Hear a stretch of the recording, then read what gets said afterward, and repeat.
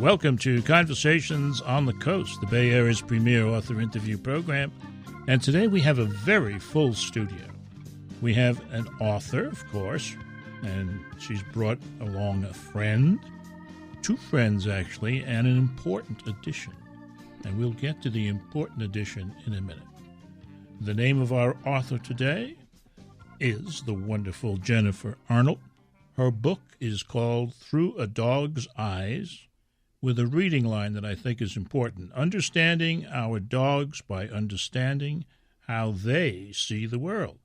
And it's published by Spiegel and Grau. Thank you for coming by. Thanks for having me. You know, I read a little squib on the back jacket, and I'm sorry, but this is the way I am.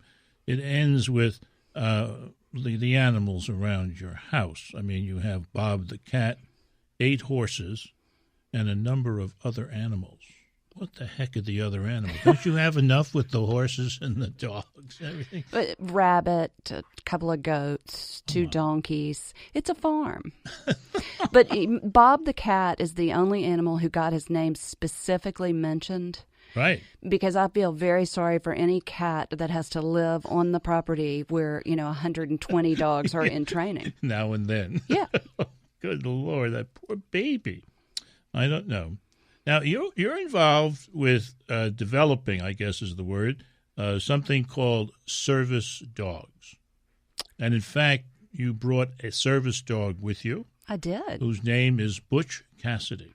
Butch Cassidy is a good boy. He flew in with me last night from Atlanta. And each service dog is the word trained for a specific set of tasks? Right. We actually use taught, but trained is totally fine. Yeah. But they're taught to help people who have disabilities, people who have difficulty with mobility or seizure disorders, and a few other special needs like diabetes, alert. That kind of stuff. Yeah. Now, all of this is done under your nonprofit. Correct. Called Canine Assistance. Correct. Which is located in Georgia. We're just north of Atlanta. Correct. Has a name. What's the name of the town that's in? Milton, Georgia. Milton. I like that sound of Milton. There you go. Yeah. And it was started actually by you and your mom after your dad, who was a surgeon, passed away. And things were not going too well. And they were grim. Well, and then somebody came up with a piece of land, a property, which you describe in the book as absolutely perfect. Oh, it is totally perfect. And I was so excited, but the poor man who owned the land wanted to sell it. He needed to sell it outright, and he ended up owner financing it because I just stayed after him until he couldn't get away from me. I think the issue here is your charm. Oh, that's what I think. I don't know how you could have gotten away with the deal you got without charm. And also, something was meant to be. This right. kind of teaching situation was what was meant to be. However, you write that when you were the new kid on the block, you say, I primarily got the dogs and owners that no veterinary clinic or established kennel wanted. Among our first guests were a dog who bit everyone and needed to wear a diaper, several dogs that chewed and swallowed chain link fencing as if it were treats, multiple dogs who could escape from even the tallest fences, and countless dogs who enjoyed vocalizing. That's called barking, day and night. And let me tell you, the dogs were the easy part of the job. I had one owner who insisted on singing her dog, Mabel, to sleep over the phone each night at midnight. Why the hell are you still in this business? Well, I will say that when we first started to raise money for canine assistance, we boarded, we offered a kennel for other people's dogs. Yeah. And we don't do that anymore. because I couldn't make it that long. You know, Mabel's mama was a very sweet lady, but she drank. Frankly. Oh, she drank. Okay. She drank. And so when she'd call, she'd be, you know, a little tipsy and she'd lose her place in the song. So she'd start it all over again. It was really frustrating. Well, you did get to know whatever the song was. Right. That's something, I guess. I don't know. Honey, she paid. I cashed those checks. I loved her. Now, besides you and Mom, there was another important character at the start. And that character is Nicholas. Nicholas is remarkable. My forever dog. And it was just the three of you. And was Nicholas immediately available by who he was to be one of these dogs, or did you educate him? Well, what happened was, he had no training. He was, we found him in an animal shelter in Atlanta. Mm-hmm. Turned out to be the most beautiful golden retriever you have ever laid your eyes on. But when I adopted him, he looked horrid. His fur had fallen out, and he was a mess. Yeah. But he was one of the dogs in training. Uh-huh.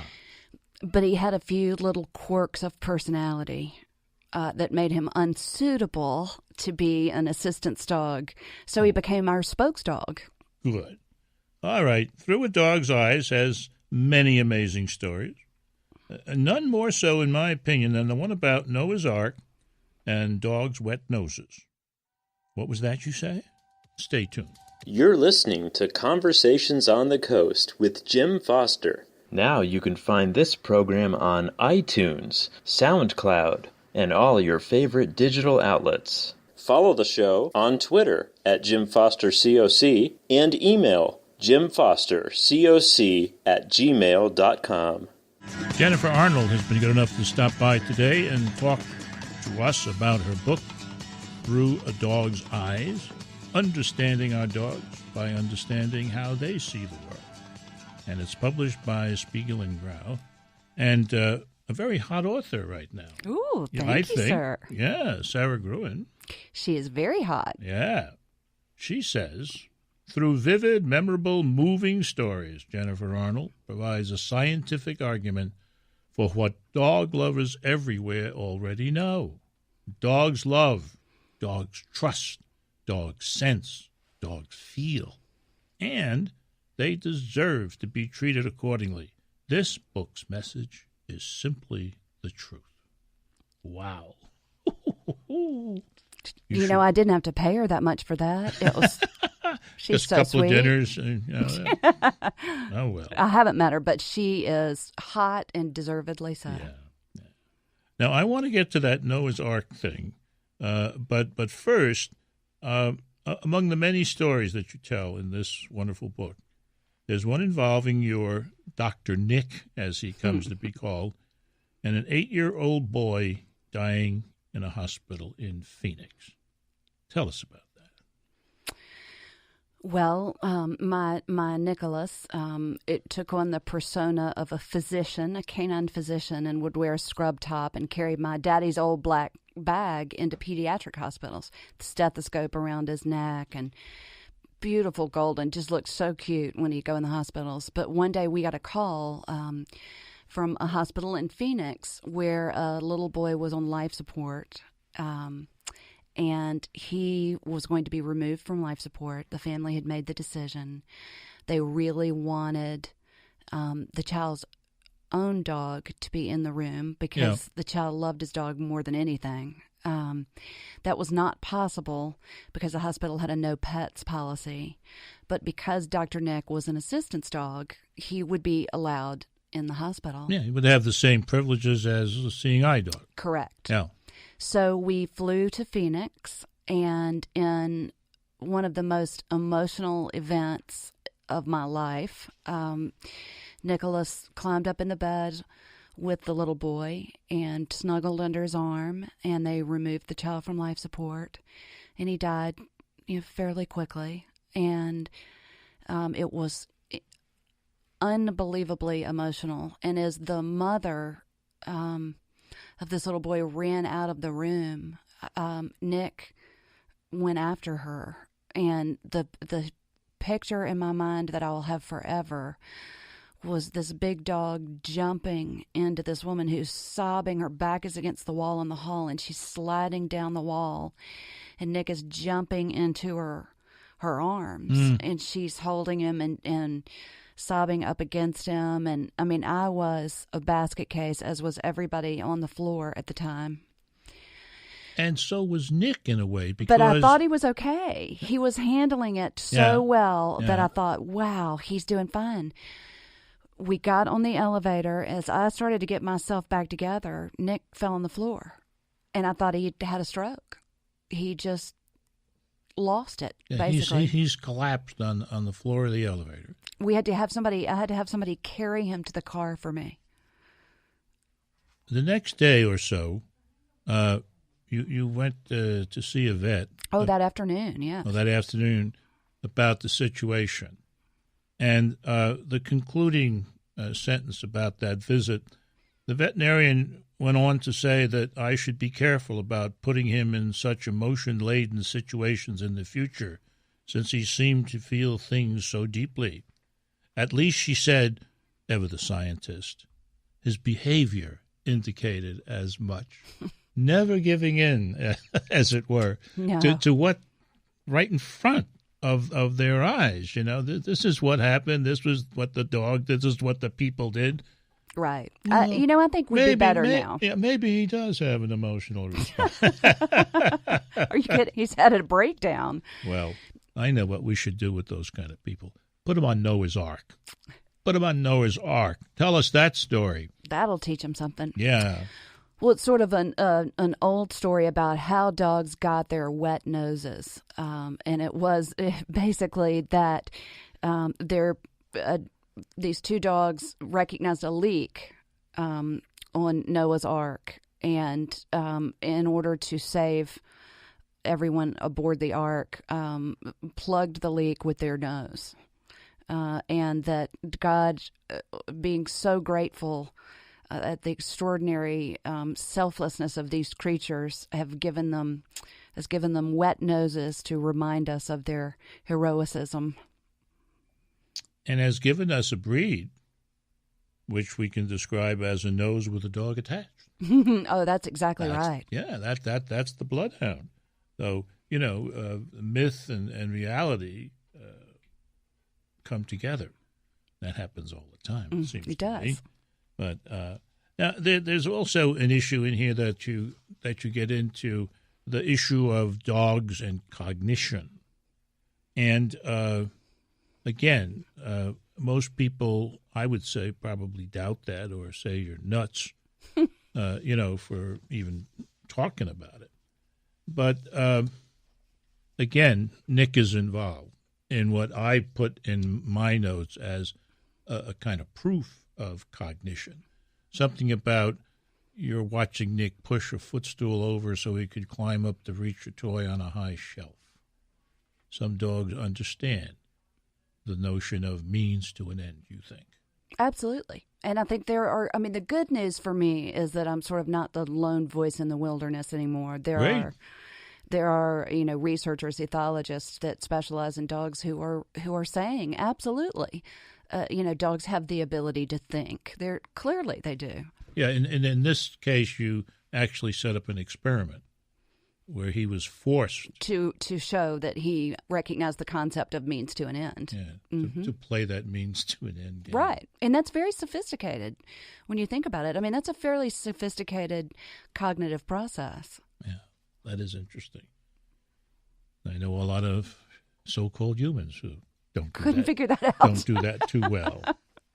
Oh, well, Through a Dog's Eyes is not only a stirring, inspiring book, but it is also very practical. Stay tuned. You'll see. You're listening to Conversations on the Coast with Jim Foster. Now you can find this program on iTunes, SoundCloud, and all your favorite digital outlets. Follow the show on Twitter at Jim Foster COC and email jimfostercoc@gmail.com. This is Jim Foster, and it is Conversations on the Coast Through a Dog's Eyes. That's the title of today's book, and we're talking with its author, Jennifer Arnold. And the subtitle of this book, which I insist on reading again and again because I think it's important, Understanding Our Dogs by Understanding How They See the World. Publishers Weekly liked the book, and here's some of the stuff they had to say. Transformative, they felt the book was. Arnold shares her methodology and stories of canine intelligence, sensitivity, language, and comprehension, and prescience bordering on telepathy. I think it is telepathy myself, but that's okay. They can say that. Okay? And engagingly written with a perfect balance of science and observation, this book is a worthy tribute to our canine friends. Toward the end of the book, you enlist George Eliot in this work of tribute. George Eliot wrote, "We long for an affection altogether ignorant of our faults. Heaven has accorded this to us in the uncritical canine attachment. Amen. The opportunity to share our lives with dogs is a gift both of creation and chemistry. It is one we should treasure." That's your gloss on Eliot. And then you go on some more. Could you share that with us, please? Sure. We cannot turn our backs on the covenant we entered into long ago. Thousands of years ago, we made a deal that if dogs would work with us, we would provide for them. Dogs have upheld their end of the covenant. Though over time the nature of their work on our behalf has evolved from largely physical to largely emotional, it is no less valuable to mankind. Dogs are of vital importance to people. They are our chosen partners in life. If we do not uphold our end of the agreement, we are violating a natural law, and the consequences for us as a species could be momentous. Of course, it isn't too late. Our dogs still believe in us. Starting shortly after Christmas, Jack, my dog, brought his toys into my bed as I slept. He would carefully bury them somewhere under me. At first, I thought he was delivering gifts, and I nicknamed him Santa Claus. Several weeks later, I realized that he was indeed giving me gifts, just not the ones I thought. He was giving me his valuables to keep safe from the other dogs. He was giving me his trust. Jack, like Nick before him, has confidence that I will protect those things he holds dear: his stuffed squirrel, his knotty rope, and an occasional rawhide. Far more important, he has entrusted himself to me, heart and soul, a gift beyond price. To borrow a sentiment from singer Helen Reddy, we know too much to go back and pretend. We know that our dogs are thinking, sentient beings. We know they're not little humans in furry costumes. We know that our dogs do not require physical and emotional domination, but they do require our benevolent leadership. We know that dogs are exceedingly bright in certain ways, but they cannot come close to keeping up with our cognitive abilities, so the burden of higher thinking falls to us. We know that our dogs are thoroughly emotional creatures who feel deeply and react quickly to emotional stimuli. We know that it is not acceptable to treat our dogs with anything less than respect, and that respect necessitates an understanding of a dog's strengths and limitations. Dogs' brains, sensory abilities, emotions, language, personalities, and character traits belong to a subspecies uniquely their own. They are bright, loving, splendid creatures who deserve to be adored for exactly who and what they are: dogs. We know that we, as people, are responsible for the well-being of dogs. All dogs, not just our own. It's a wonderful manifesto, I think. But the book is more than a manifesto and more than wonderful, wonderful stories. It also is a book of very practical advice or approaches to how to work with your dog. One thing you say, for example, is dogs do not deliberately do things to anger or frustrate you. Absolutely not. And that's something it's important for people to remember when living with a dog. It is necessary for the survival of a dog to please you. They are not trying to anger you. It's just often a misunderstanding. Yeah, as you say in many places in the book, you're the one with the food. Right. Yeah, so why would You've the dog... got an opposable thumb, baby. Yeah. You can work the can opener. Okay, dogs do not speak human. You know, dogs do learn certain words in our language, but we need to remember that they don't speak human. So saying, please don't eat the ham on the counter, it's for Easter dinner, is really irrelevant to the dog. The dog is tied up with the smell of it all. Right. Yeah, ready to go. One last one. Rarely does a dog know better than to do what he is doing.